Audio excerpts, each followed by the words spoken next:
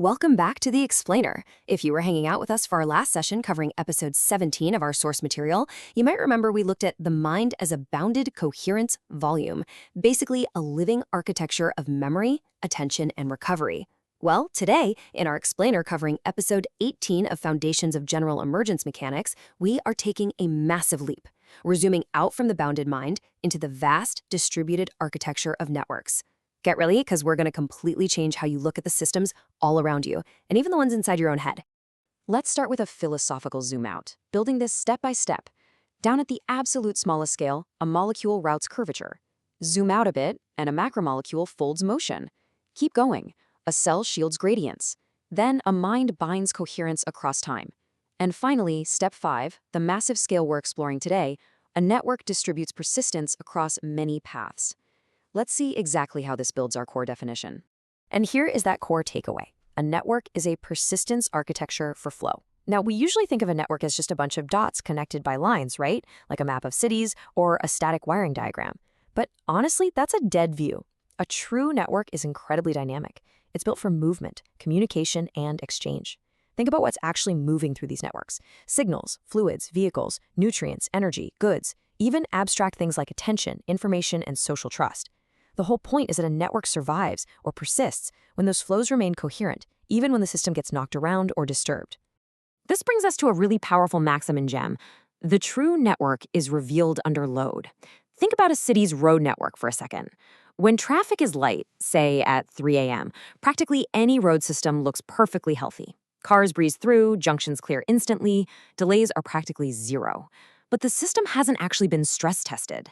The real test shows up during rush hour. One driver taps the brakes, the driver behind them brakes just a little harder.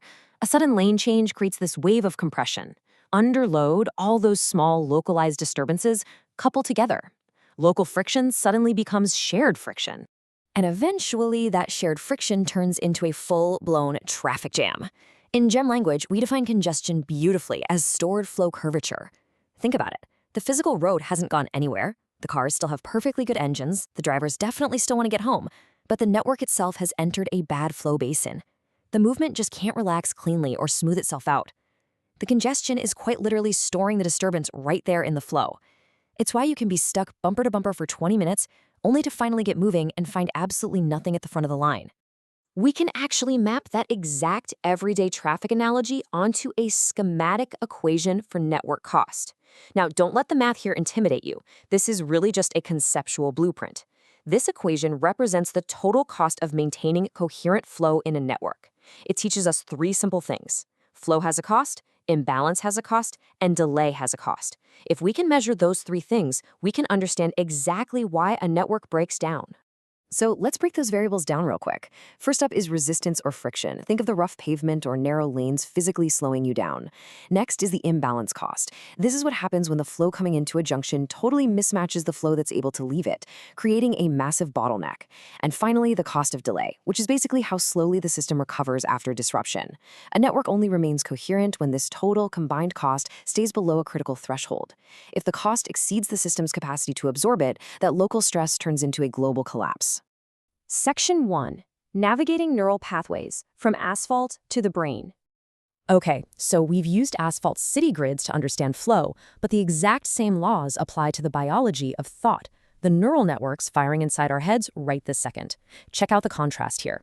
The false traditional view is the idea that a thought moves through the brain like a single bead sliding down a wire. If the wire gets cut, the thought is just gone.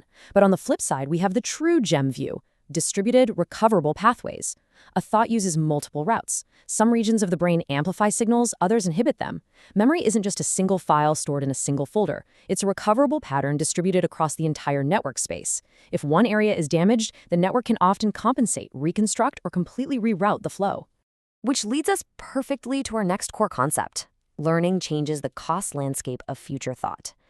Just think about what happens when you learn to ride a bike or play a song on the piano. The very first time, the friction is incredibly high. The flow is super awkward.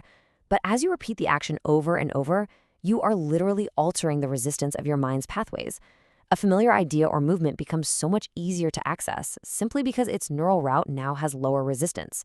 We can use this to understand everyday psychological states as systems analogies. A habit is really just a low-cost route through the mind, which is why reaching for your phone the absolute second you wake up is almost embarrassingly effortless.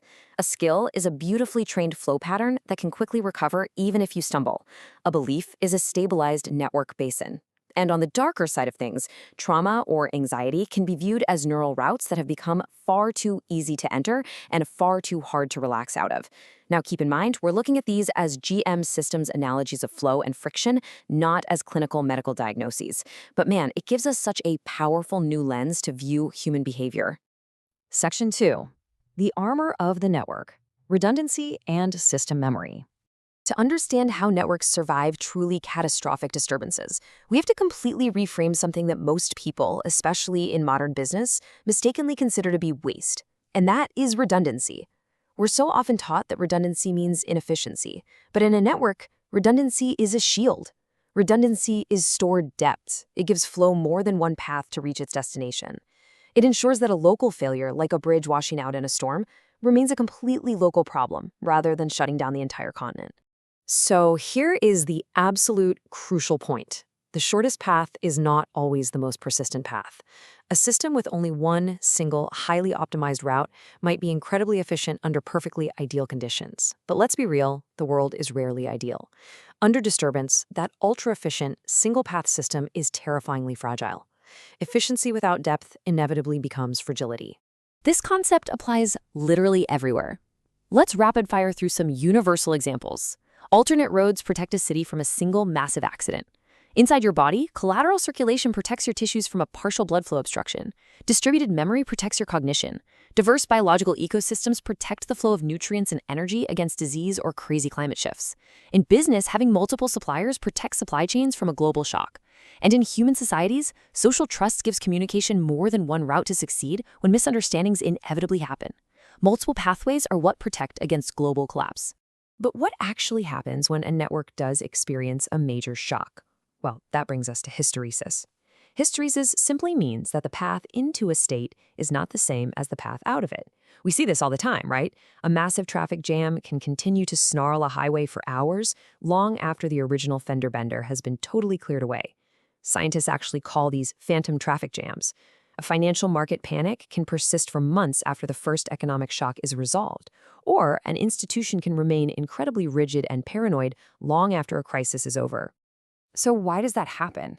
It's because the network carries memory in its flow pattern. Past disturbances leave a lasting footprint on the current flow.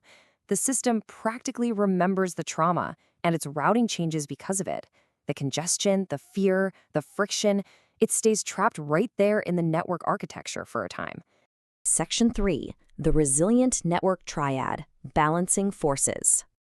Okay, to synthesize everything we've learned today, we need to look at the three fundamental axes that govern resilience. A resilient network has to maintain a precise balance between these three forces. First up is depth. This is the network's reserve. It's the spare capacity, the alternate routes, the stored energy, and that trust we just talked about. Second is stiffness. This is the structure, the rules, stable pathways, boundaries, and protocols that literally keep the network from falling apart. And third is viscosity. This is the recovery profile. It defines exactly how quickly a disturbance clears out and how much history or hysteresis stays trapped in the flow. When these three vital forces fall out of balance, the whole network fails. If a network is too shallow, it lacks reserve and fails super early under stress. If it's too stiff, it's brittle and just cannot adapt to a changing environment. If it's too viscous, it remains stuck in past traffic jams or past traumas. And if it's too loose, lacking structure entirely, it just drifts into chaos and incoherence. A truly resilient network successfully absorbs disturbance, reroutes the pressure, isolates the failure, and recovers its flow. And that brings us to the end of our journey today. We've seen how cells shield gradients, how minds bind coherence, and now how networks distribute persistence across so many paths.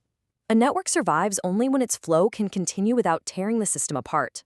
Next up in our explainer covering episode 19 of the source material, we are going to take a deeper dive into hysteresis sharpening, looking at the measurable laboratory signature of persistence under disturbance.